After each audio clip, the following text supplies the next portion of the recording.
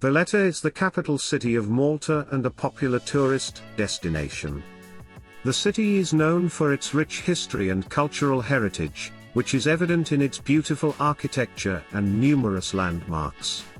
It is a small city, but it is packed with historical sites, museums, and other attractions that draw visitors from all over the world. As soon as you arrive in Valletta, you will be struck by the beauty of the city. The streets are narrow and winding, with buildings made of golden limestone that glow in the sunshine. The city is perched on a hill overlooking the sea, providing stunning views of the harbor and the surrounding countryside. The city has a rich and fascinating history that dates back to the 16th century when it was founded by the Knights of St. John. The city has survived numerous sieges and attacks over the centuries, and it has been ruled by various empires and nations. Number 1. Grand Master's Palace. The Grand Master's Palace is one of the most visited attractions in the city of Valletta. Completed in 1571, it was one of the first buildings to be constructed in the old city. From the knights to the governor and later, the president, it has always hosted the government in Malta. Walking the halls is like walking through 400 years of the island's history.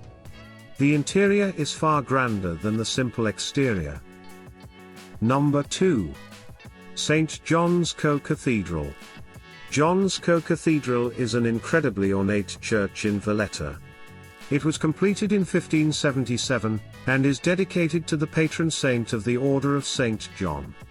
It's located in the center of the city, just behind Republic Street, and it's best to visit early in the day to avoid the afternoon crowds. The building is one of the grandest Baroque churches in all of Europe. It has extravagant and intricately decorated interior. Number 3. Upper Barrakka Gardens.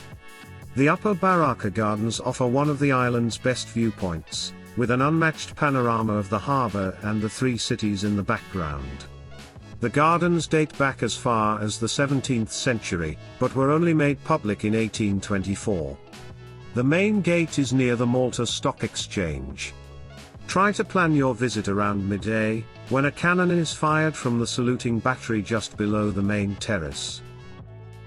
Number 4. Fort St. Elmo, National War Museum.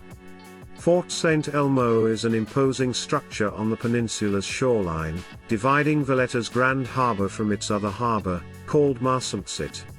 Constructed in 1552, this impressive fortress played an especially important role in holding off the Ottomans in the Great Siege. You can find the National War Museum inside its walls, which covers the country's war history. Number 5. National Museum of Archaeology. The National Museum of Archaeology is housed inside the Auberge de Provence, on Republic Street. It is one of the most impressively decorated Baroque buildings in the city. It was formerly the home of the Knights of the Order of St. John, and now exhibits artifacts and pieces from prehistoric times, for a valuable introduction to Malta's past. Number 6. Republic Street. Republic Street is Valletta's main tourist strip and also its busiest thoroughfare, stretching from the city gate to Fort St. Elmo in the city center. Within the old, sandy-colored buildings that line the wide lane, are a concentration of shops, restaurants and some of the main attractions of the city.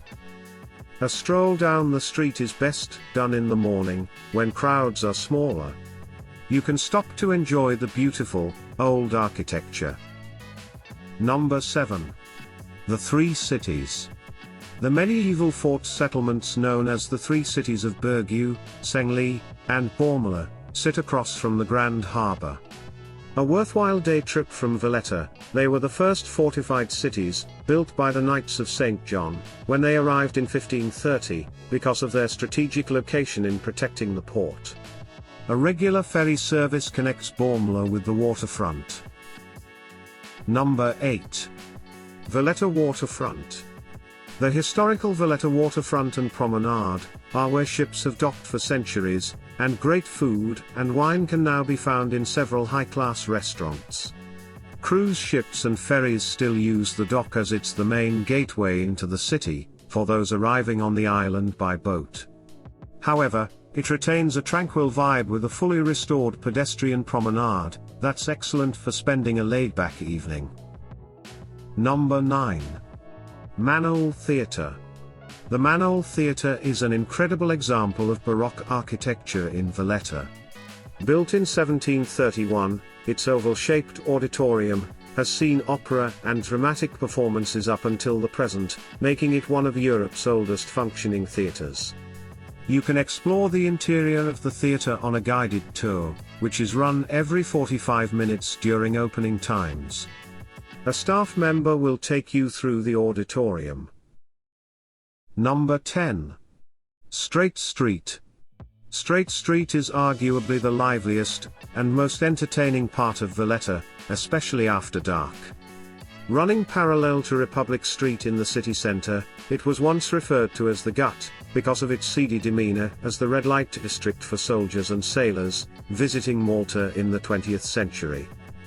It's since seen a creative revitalisation as previously abandoned bars have transformed into fresh hangouts.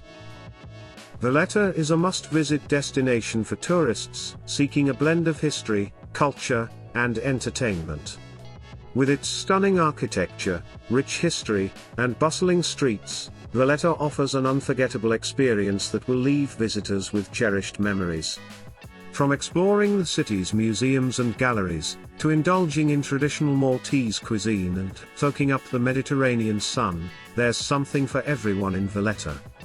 Whether you're a history buff, foodie, or simply looking for a unique and exciting travel destination, Valletta is definitely worth adding to your bucket list.